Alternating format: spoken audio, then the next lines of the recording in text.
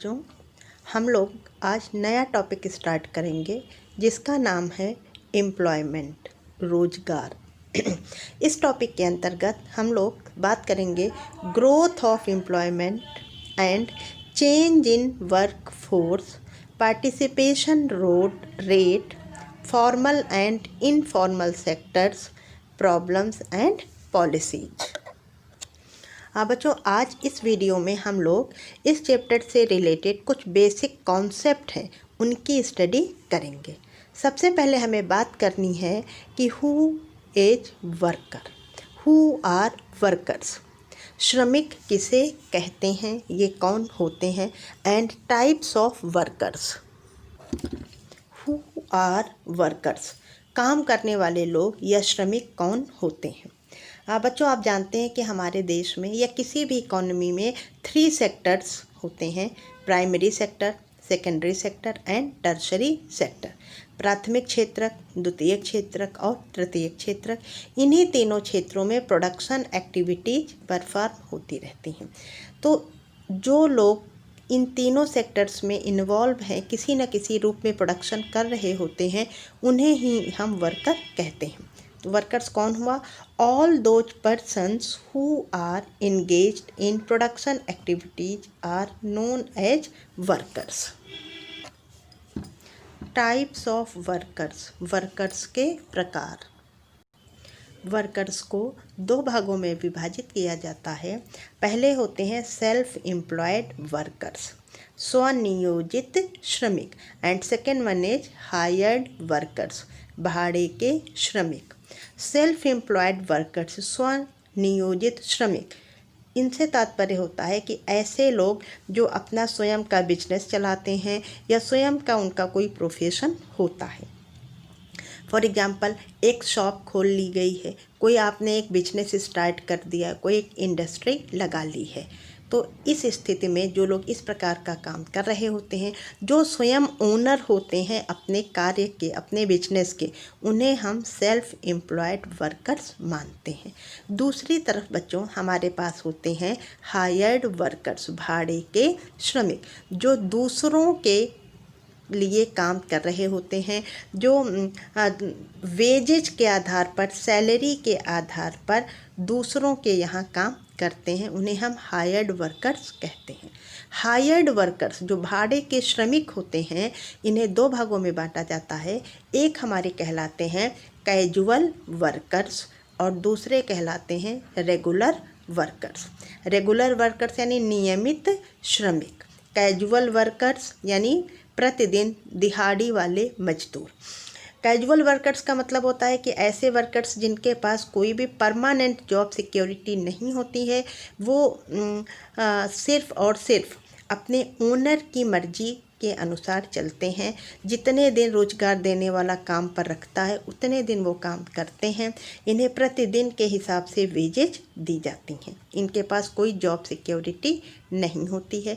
जबकि जो regular workers होते हैं, इनके ये परमानेंट नेचर का जॉब होता है इनका, और इनके पास ये नियमित श्रमिक होते हैं, इसलिए इनके पास जॉब सिक्योरिटी होती है। इन्हें मंथली वेजेज पर या जो भी इनके टर्म्स एंड कंडीशंस हैं, उनके आधार पर सैलरी दी जाती है। एग्जाम्पल के तौर पर बच्चों, मैं एक टीचर हूँ, मैं दूसरों के लिए काम कर रही हूँ, यानी कि मैं क्या हूँ? एक हायर्ड वर्कर हूँ। अगर मैं अपना स्वयं का स्कूल खोल लूँ, वहाँ पढ़ाने लगूँ, तो मैं क्या कहलाऊँगी? सेल्फ एम्प्लॉयड, स्वनियोजित रोजगार के अंतर्गत आ जाऊँगी। लेकिन अभी मैं दूसरों को पढ़ा रही हूँ, दूसरों को अपनी सेवाएं सेल कर रही हूँ हायर्ड वर्कर के रूप में, जिसके बदले में मुझे वेजेज मिलती हैं, सैलरी मिलती है, इसलिए मैं हायर्ड वर्कर कहलाऊँगी। हायर्ड वर्कर में आपने पढ़ा कुछ कैजुअल होते हैं, कुछ रेगुलर होते हैं। अगर जिसके पास जॉब सिक्योरिटी है, जिसे गवर्नमेंट के रूल्स रेगुलेशंस का प्रॉफिट मिल रहा होता है, जिन्हें प्रोविडेंट फंड की फैसिलिटीज़ मिलती हैं, रिटायरमेंट पेंशन की फैसिलिटीज़ मिलती हैं, या social security benefits by government provide करवाए जा रहे होते हैं, वो सब हमारे रेगुलर वर्कर्स होते हैं और परमानेंट जॉब वाले कहलाते हैं। बच्चों अब हम बात करेंगे कुछ इम्पॉर्टेंट टर्म्स हैं उनकी। जैसे एक इम्पॉर्टेंट टर्म हमारा होता है सप्लाई ऑफ लेबर, श्रम की आपूर्ति। दूसरा है लेबर फोर्स, श्रम शक्ति, श्रम बल। और तीसरा होता है वर्क फोर्स, कार्य बल। तो इन तीनों के विषय में हम लोग बात करेंगे। बच्चों हमारी जो टोटल पॉपुलेशन है उसे हम एज वाइज 3 ग्रुप्स में डिवाइड करते हैं। पहला ग्रुप 0 से 14 ईयर्स वालों का है, ये बच्चे होते हैं। दूसरा ग्रुप 15 ईयर्स से लेकर 60 ईयर्स के बीच का होता है, जो कि वर्किंग एज ग्रुप की पॉपुलेशन कहलाती है। और तीसरा ग्रुप 60 ईयर्स से ऊपर के लोगों का होता है, जो कि बुजुर्ग कहलाते हैं। आप लोगों ने क्लास 9th में पढ़ा था कि हमारी टोटल पॉपुलेशन के 2 पार्ट होते हैं। हमने मान लिया कि ये हमारी टोटल पॉपुलेशन है। इस टोटल पॉपुलेशन को 2 भागों में बांट दिया जाता है। एक भाग में बच्चे और बुढ़ों को शामिल कर दिया जाता है और दूसरे भाग में हम 15 साल से लेकर 60 साल की एज ग्रुप वालों को शामिल करते हैं। इस वाले भाग को पॉपुलेशन एज एन एसेट के रूप में हम देखते हैं। एसेट परिसंपत्ति। क्यों इसको हम एसेट वाला भाग मानते हैं? क्योंकि ये 15 से 60 साल के बीच के लोग होते हैं जो कि वर्किंग एज ग्रुप में आते हैं और यही लोग किसी न किसी प्रोडक्शन एक्टिविटी में इन्वॉल्व होकर प्रोडक्शन करते हैं, लाइवलीहुड अर्न करते हैं और साइज ऑफ जीडीपी को इंक्रीज करने में हेल्प कर रहे होते हैं। जबकि ये वाला भाग जो कि 60 साल से ऊपर वालों का है, या इसमें हम 0 से 14 साल वाले बच्चों को शामिल करते हैं, इन दोनों को लाइबिलिटी के रूप में माना जाता है, क्योंकि ये लोग अभी कोई काम नहीं कर रहे हैं। जो 0 से 14 साल के एज ग्रुप के लोग हैं, ये अभी able to work and willing to work नहीं होते हैं, इनमें अभी एबिलिटीज़ की कमी है। जबकि जो 60 ईयर्स से ऊपर के हो चुके हैं, ये लोग अब काम करने के योग्य नहीं है, एबल टू वर्क नहीं है। इसलिए इन दोनों को ही हम पॉपुलेशन एज एंड लाइबिलिटी के रूप में मानते हैं, जबकि वर्किंग एज ग्रुप को एसेट के रूप में माना जाता है। तो जो लोग एबल टू वर्क होते हैं और विलिंग टू वर्क होते हैं, जो कि 15 से 60 साल की एज ग्रुप के बीच के लोग होते हैं, उन्हें हम नाम देते हैं लेबर फोर्स, श्रम बल। यानी कि labour force includes 2 types of persons. First one is that persons which are actually working, जो वास्तव में कहीं ना कहीं कुछ ना कुछ काम कर रहे होते हैं, और दूसरे वे लोग होते हैं जो willing to work हैं, जो काम करने की इच्छा रखते हैं, जिनमें काम करने की क्षमता और योग्यता होती है। तो पॉपुलेशन का वह भाग जो एबल टू वर्क है और willing to work है, उस भाग को हम लेबर फोर्स, श्रम बल का नाम देते हैं। हाँ बच्चों, हमने मान लिया कि ये हमारा लेबर फोर्स है, यानी कि टोटल पॉपुलेशन का वह भाग जो able to work and willing to work है। ये पूरा सर्कल लेबर फोर्स LF मतलब लेबर फोर्स को शो कर रहा है। इसे हम लेबर स्टॉक के रूप में भी बता सकते हैं, चाहे हम कहें कि ये लेबर फोर्स का भाग है या हम इसको लेबर स्टॉक ऑफ लेबर मान सकते हैं। इतने लोगों में से कुछ लोग ऐसे होंगे जो प्रीवेलिंग वेजेज पर काम करने को तैयार होंगे, यानी कि ready to work at prevailing wages. तो जो लोग इस टोटल लेबर फोर्स में से प्रीवेलिंग वेजेज पर काम करने को तैयार है, हमने मान लिया कि ये एक ऐसा भाग है जो प्रचलित मजदूरी की दर पर काम करने को तैयार है। तो इस पार्ट को हम क्या नाम देते हैं? इस पार्ट को नाम दिया जाता है लेबर सप्लाई। लेबर सप्लाई, श्रम की आपूर्ति, LS लेबर सप्लाई या श्रम की आपूर्ति। तो बच्चों लेबर सप्लाई को हम कैसे डिफाइन करेंगे? That part of labour force, labour force का वह भाग जो ready to work at prevailing wages है, उसे हम लेबर सप्लाई के रूप में डिफाइन करते हैं। बच्चों अब हमने मान लिया कि ये हमारा LS यानी कि लेबर सप्लाई है टोटल। ये इतने लोग हैं जो लेबर सप्लाई का पार्ट बन गए हैं, यानी कि यह वह संख्या है लेबर फोर्स की, श्रम बल की वह संख्या है जो प्रिवेलिंग वेजेज पर प्रचलित मजदूरी की दर पर काम करने को तैयार हो चुकी है। अब इसमें से सारे के सारे लोगों को काम एक साथ मिल जाए ये ज़रूरी नहीं है।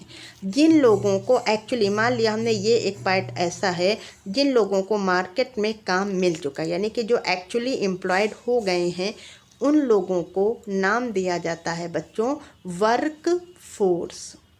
वर्क फोर्स, कार्य बल, कार्य बल, WF, वर्क फोर्स। तो इस तरीके से आपने देखा सबसे पहले क्या आता है, सबसे बड़ा भाग किसका हमारा माना जाएगा, लेबर फोर्स, श्रम बल। श्रम बल में उन सब लोगों को शामिल कर लिया जाएगा जो एक्चुअली एम्प्लॉयड हैं या जो विलिंग टू वर्क होते हैं। उसके बाद लेबर सप्लाई आता है। लेबर सप्लाई में उन लोगों को शामिल किया जाएगा जो प्रिवेलिंग वेजेज पर रेडी टू वर्क होते हैं।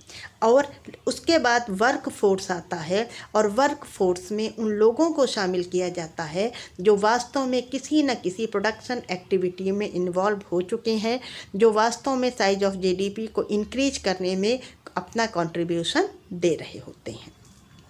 अब बच्चों, अगर हम इन्हीं लेबर फोर्स, LF मतलब लेबर फोर्स, जो हमारा टोटल लेबर फोर्स है, उसमें से वर्क फोर्स को माइनस कर दें, यानी कि labour force minus work force equal to unemployed people. किसी देश में कितनी संख्या में लोग बेरोजगार हैं ये पता करने के लिए हम उस देश के लेबर फोर्स को में से वर्क फोर्स को माइनस कर देते हैं, तो हमें अनएम्प्लॉयड लोगों की संख्या पता हो जाती है। इसी फॉर्मूले में हम रेट ऑफ अनएम्प्लॉयमेंट भी ज्ञात कर सकते हैं। बेरोजगारी की दर, किसी भी देश में रेट ऑफ अनएम्प्लॉयमेंट कितना है ये ज्ञात करने के लिए एक फार्मूले का इस्तेमाल किया जाता है जो इस प्रकार है। रेट ऑफ अनएम्प्लॉयमेंट, बेरोजगारी की दर बराबर number of unemployed persons divided by size of labour force multiplied by 100। और नंबर ऑफ अनएम्प्लॉयड पर्सन्स हम निकालेंगे कैसे, labour force minus work force. यानी कि अगर labour force minus work force divided by labour force into 100 अगर हम कर दें तो हमें क्या मिल जाएगा, रेट ऑफ अनएम्प्लॉयमेंट। इसके बाद हम एक और रेट निकालते हैं जिसको नाम दिया जाता है रेट ऑफ पार्टिसिपेशन, सहभागिता की दर। रेट ऑफ पार्टिसिपेशन से मतलब ये होता है कि देश की टोटल पॉपुलेशन, जिसमें सारे लोग शामिल हैं, जो एसेट वाला पार्ट है पॉपुलेशन का और जो लाइबिलिटी वाला पार्ट है, दोनों को ही शामिल किया जाता है। टोटल पॉपुलेशन में उन लोगों की संख्या जो वास्तव में कहीं ना कहीं काम कर रहे होते हैं, ये कहलाता है हमारा रेट ऑफ पार्टिसिपेशन। तो रेट ऑफ पार्टिसिपेशन निकालने का फॉर्मूला होता है बच्चों, total work force divided by total population multiplied by 100। तो इस तरीके से हम रेट ऑफ पार्टिसिपेशन निकाल लेते हैं। Labour force minus work force divided by labour force into 100 करके हमने निकाला था रेट ऑफ अनएम्प्लॉयमेंट। और रेट ऑफ पार्टिसिपेशन निकालने के लिए हमें सिर्फ क्या चाहिए, total work force divided by total population into 100। बच्चों, जिस देश का रेट ऑफ पार्टिसिपेशन जितना ज़्यादा होता है उस देश का डेवलपमेंट उतनी तेज़ी से होगा। जिस देश में काम करने वाले लोग ज़्यादा से ज़्यादा संख्या में होंगे और एक्चुअली वो एम्प्लॉयड होंगे, जितने ज़्यादा लोग वास्तव में काम करेंगे, उस देश का साइज ऑफ GDP उतनी तेज़ी से बढ़ेगा।